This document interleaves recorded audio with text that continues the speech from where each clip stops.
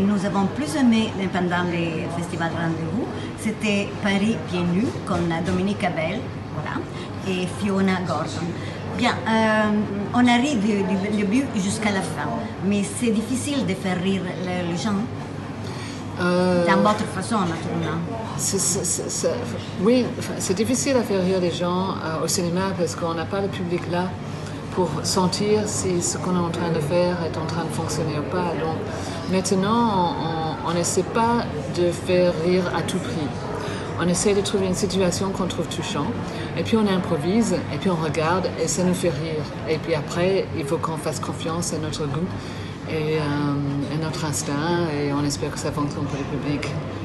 Paris, c'est un co-acteur. La ville de Paris, c'est splendide, comme vous l'avez raconté. Oui, c'est vrai que c'est un peu comme un corps, Paris. On a utilisé le corps de Paris comme un partenaire. On a toujours l'habitude comme ça de vite déterminer où est-ce qu'on va filmer, de trouver des jeux qui s'appuient sur les formes, sur les couleurs, sur le ciel de Paris ou sur les objets de Paris, sur la Tour Eiffel. Voilà. Dès qu'on a vu ça, on s'est dit mais oui, notre vieille dame, c'est comme aller mourir dans un arbre, ou c'est comme se rapprocher des étoiles, ou aller se cacher, ou aller finir sa vie, c'est parfait. Comme quand on a vu la statue de la Liberté à Paris, sur cette île en plein centre, on s'est dit mais oui, notre clochard, il doit aller mettre sa tente là parce que voilà, il a choisi la liberté. Et qu'est-ce que veut dire liberté dans votre film? C'est quelque chose qu'on exerce, mais on paye le prix en fait.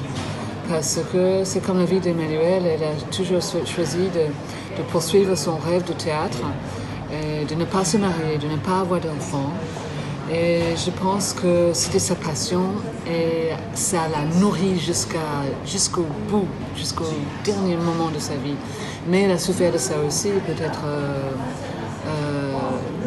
elle a souffert physiquement parce que son corps était très abîmé à la fin.